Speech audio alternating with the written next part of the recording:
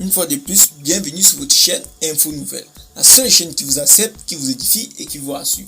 Et bien les amis, aujourd'hui nous allons faire un petit tour du côté du Niger, des choses foudroyantes et nouvelles qui ne cessent de s'empirer de ce côté. Un coup d'état au Niger. Le dernier domino de la région du Sahel va-t-il tomber à son tour? C'est la question dont s'interrogent les interlocuteurs du côté du Niger. Et bien les amis, après l'écoute de cette vidéo, n'oubliez surtout pas de vous abonner, partager et liker. Le coup d'état en cours au Niger vient d'alimenter l'instabilité de la région du Sahel, minée par la violence djihadiste et les putschs militaires à Niamey. La situation reste confuse ce 27 juin, après que des officiers ont annoncé la suspension des institutions et la fermeture de la frontière du pays. Le Niger avait pourtant connu en 2021 sa première transition démocratique entre deux présidents élus depuis son indépendance en 1960. Des militaires putschistes avaient déjà tenté vainement d'empêcher cette transition en n'intervenant qu'en 8 heures avant l'installation du président élu Mohamed Bazoum. Le pays a une longue habitude de ces interventions militaires dans la vie politique. Il a tenté le théâtre de 4 coups d'État réussis et d'une multitude de tentatives échouées.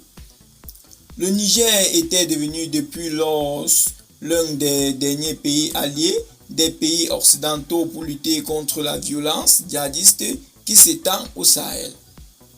Les deux pays voisins, Mali et Burkina Faso, dirigés par des militaires putschistes, se sont tournés vers d'autres partenaires dont la Russie et sa milice privée Wagner.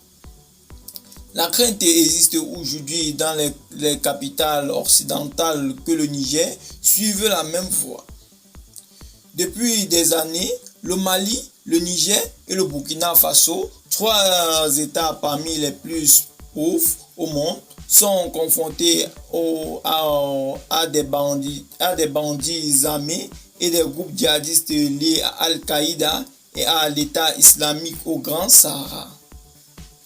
Les exactions, attaques et meurtres contre les civils se multiplient.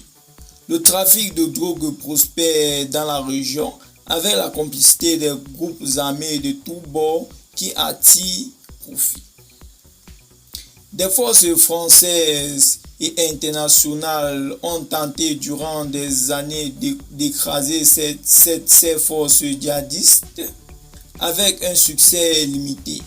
Au Mali, la junte arrivée au pouvoir en 2020 a progressivement congédié ces forces étrangères déployées sur son sol, y compris les 13 000 casques bleus et les policiers de la MINUSMA. On estime qu'environ 1400 mercenaires russes du groupe Wagner sont arrivés dans le même temps dans le pays, mais ne semblent pas être en mesure d'assurer les mêmes missions. Les organisations de défense des droits humains observant en particulier une détérioration de la situation sécuritaire au Mali depuis le début 2022. La Fédération internationale pour les droits humains note les groupes communautaires d'autodéfense, les insurgés djihadistes, mais aussi les forces armées maliennes et leurs partenaires internationaux du groupe paramilitaire russe Wagner continuent de commettre des crimes graves, alimentant ainsi le cycle de la violence dans le pays, au détriment des populations maliennes. Loin d'affaiblir les mouvements djihadistes, les exactions commises par les armées nationales viennent faire grossir leur rang. Au Burkina Faso, par exemple, les crimes commis par l'armée alimentent, parmi les populations ciblées, un ressentiment qui favorise le recrutement de certains membres par des groupes armés. Les armées nationales font partie du problème de la lutte contre le terrorisme au Sahel. L'arrivée ou le maintien au pouvoir de militaires au Mali, au Burkina Faso et au Tchad n'a nullement permis aux forces gouvernementales d'améliorer leurs résultats sur le terrain. Les exactions que commettent les armées nationales ont au contraire légitimé les révoltes djihadistes et poussé des civils dans les rangs des insurgés pour échapper aux massacres, aux arrestations arbitraires et à la torture en prison. De plus, les putschs militaires à répétition ont considérablement affaibli les États de la zone. Le Niger avait résisté jusqu'à présent au coup de boutoir des militaires et conservé un partenariat avec les pays occidentaux. Il est devenu le pays partenaire privilégié de la France au Sahel, parmi qui dispose d'une base militaire au Niger. Il a notamment redéployé l'été dernier une partie de ses soldats basés au Mali pour participer à la lutte contre les groupes djihadistes. L'Union européenne avait récemment annoncé son intention de renforcer son appui militaire au Niger. Les pays occidentaux sont extrêmement présents, explique un écrivain, pas simplement la France avec les 1500 soldats de Barkhane, mais il y a aussi les Américains présents sur les deux bases. Ils ont même une base de Ground au nord-est du pays qui surveille le Libaye. Il y a des Allemands, des Italiens, c'est vraiment le pays le plus géostratégique pour les Occidentaux dans la région. Mais ce putsch est à l'heure où l'on parle un putsch très national et corporatiste. La Belgique mène de son côté une coopération militaire avec le Niger depuis l'an 2000.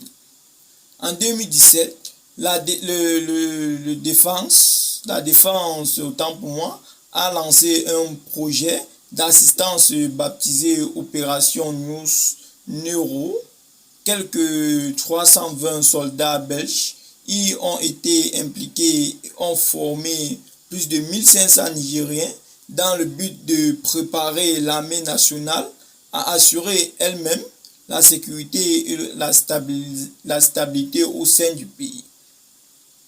La défense prend en charge la formation, l'équipement et la construction de postes de commandement pour l'armée nigérienne et la police locale. En 2022, une cinquantaine de militaires belges étaient toujours engagés dans l'opération en coopération avec l'armée française. Des Belges travaillent au sein d'un hôpital de campagne France et sur l'aéroport de Niamey. Cette émission s'est poursuivie jusqu'à aujourd'hui. Belgique et Niger coopèrent également en matière de lutte contre le terrorisme. L'OCAM, l'organe de coordination pour l'analyse de la menace, collabore étroitement avec son homologue nigérien. Le CNAP, en matière d'analyse et d'évaluation de la menace terroriste. Mais l'action belge au Niger ne se résume pas à cette coopération militaire. La Belgique a adopté une stratégie appelée 3D pour défense, diplomatie et développement. Ces trois ministères fédéraux coordonnent les actions en partant du principe qu'il ne peut y avoir dans cette région de paix sans développement et vice-versa. Cette coordination belge s'est illustrée début juin par une visite conjointe des trois ministres belges concernés au Niger. Le Niger est l'un des plus importants pays bénéficiaires des NABEL, l'agence belge de développement avec un budget de 65 millions d'euros sur 5 ans. 15 expatriés dépendants de Nabel travaillent au Niger en compagnie d'une centaine de collègues nationaux. Cette coopération est désormais mise en cause par le coup d'État militaire. Le Niger est peut-être le dernier domino d'un mouvement général dans la région, même si rien n'indique pour le moment une ingérence russe. Il n'y a pas de Wagner au Niger, ni de coopération militaire importante avec la Russie, précisent les journalistes. Un coup d'État anti-occidental, ça ne veut pas dire que ça ne peut pas le devenir. On en voit en ce moment 2 ou 3 drapeaux russes dans les rues à Niamey. Globalement, c'est la fin d'une période historique, estiment les journalistes. Ces pays sont en rouge, de la Mauritanie jusqu'au Soudan. Dans toutes ces régions, il y a plus d'occidentaux. Les djihadistes, c'est dû à dire, mais ils ont gagné dans leur conception à eux. Ils ont fait fuir tous les mécréants de toute la zone. Des combattants sont plus souvent socio-économiques que secrètement religieux. Mais désormais, l'Afrique se détourne de l'Europe au profit de la Chine et de la Russie. La période post-coloniale est terminée, expliquent les journalistes. Durant l'opération Barkhane, les militaires français étaient hors sol. Ils n'avaient pas les relais de coopérants. Il faut voir cela comme une nouvelle période historique. C'est l'Afrique des Africains pour le mieux et le pire dans toutes ces régions. Et bien les amis, c'est ici que prend fin pour cette nouvelle information. Si vous l'avez trouvée intéressante, n'oubliez surtout pas une fois de plus de vous abonner, partager, liker et laisser vos commentaires. Et à très bientôt pour de nouvelles vidéos. Bye bye.